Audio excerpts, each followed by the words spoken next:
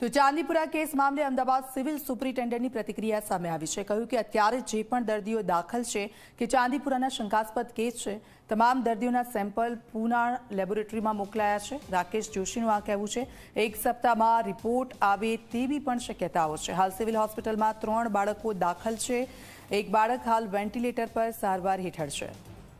3 બાળકો છે, તેમના જે રિપોર્ટ છે પુણે ખાતે મોકલવામાં આવ્યા છે।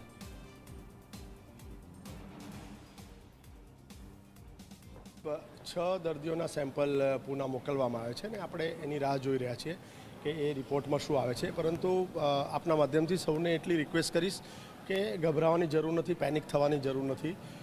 બાળકને તાવ આવે, સતત માથું દુખે અથવા ખેંચ આવે, ઝાડા ઉલટી થાય, આવી પરિસ્થિતિમાં તરત જ આપના નજીકના ડૉક્ટરને મળી લો, જેથી કરી અને આપણે એને અર્લી સ્ટેજની અંદર સારવાર ચાલુ કરી શકીએ અને એને વધારે ખરાબ પરિસ્થિતિમાં હોસ્પિટલાઇઝ કરતાં રોકી શકીએ। અત્યાર સુધી એક પણ એમ જોવા જઈએ તો આપણી પાસે જે દર્દીઓ છે એ બધા સસ્પેક્ટેડ છે અને એનો રિપોર્ટ આવશે પછી જ આપણે ચોક્કસથી કહી શકશું કે ખરેખર ચાંદીપુરમ વાયરસ છે કે પછી એને બીજા કોઈ ઇન્ફેક્શન થયા છે। કોઈપણ બાળકને અત્યારે ફીવર કન્વર્ઝન સાથે આવે એટલે સ્વાભાવિક છે કે એક એવું સસ્પિશિયસ આવી જાય છે કે કદાચ આ ચાંદીપુરમ છે કે નહીં અથવા હોઈ શકે છે અને એના માટે જ એના સેમ્પલ આપણે પૂના મોકલી રહ્યા છે। બાય એન્ડ લાર્જ સેમ્પલ અહીંયાથી મોકલીએ પૂના મોકલવામાં આવતા હોય છે અને એ બધી પ્રોફાઇલ્સ કરતા હોય છે વાયરલની, એટલે એવું એક્સપેક્ટ કરીએ છીએ કે એકાદ વીકની અંદર રિપોર્ટ આપણી પાસે અવેલેબલ થઈ જશે। એટલે આપણે અહીંયા કહીએ કે 14-15 તારીખે મોકલ્યા છે એટલે નેક્સ્ટ વીકમાં જ આવશે અને સેમ્પલ આવે ત્યાં સુધી રાહ જોવી પડશે। પરંતુ અમારા ટીમની વાત કરીશ તો એ દરેક આવનાર દર્દી માટે એગ્રેસિવ મેનેજમેન્ટ કરી રહી છે।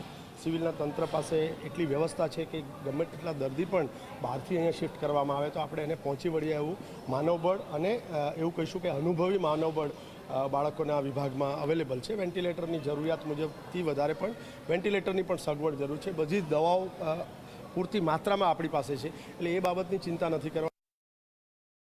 હાઈ ફીવર સાથે કેટલાક બાળકો અત્યારે અમદાવાદ સિવિલ હોસ્પિટલમાં સારવાર હેઠળ છે, પરંતુ આ તમામ જે બાળકો છે એવો ચાંદીપુરા કેસના જ દર્દીઓ છે કે કેમ તે મામલે અત્યારે તમામ સેમ્પલ લઈને પૂના લેબોરેટરી ખાતે મોકલવામાં આવ્યા છે।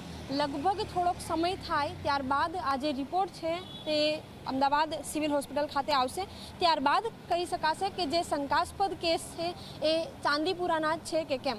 અત્યારે 3 બાળકો છે કે જે શંકાસ્પદ છે, એમાંથી એક બાળકની સ્થિતિ અત્યારે નાજુક છે, એટલે વેન્ટિલેટર ઉપર બાળક છે। આ સાથે જ બાળકોને સારવાર પણ આપવામાં આવી રહી છે। અમદાવાદ અસારવા સિવિલ હોસ્પિટલ તરફથી તમામ જે તૈયારીઓ છે એ પૂરી કરી દેવામાં આવી છે। પીડિયાટ્રિક વિભાગ પણ એલર્ટ છે, સાથે જ બાળકોને કોઈ પણ તકલીફ ન પડે અને આગામી સમયમાં પણ કોઈ શંકાસ્પદ બાળક આવે તો તેમને સારવાર આપી શકાય તે પ્રકારની તૈયારી અમદાવાદ અસારવા સિવિલ હોસ્પિટલ તરફથી કરવામાં આવી છે। કેમેરામેન ઉમેશ પરમાર સાથે સપના શર્મા, ઝી 24 કલાક, અમદાવાદ। તો રાજ્યમાં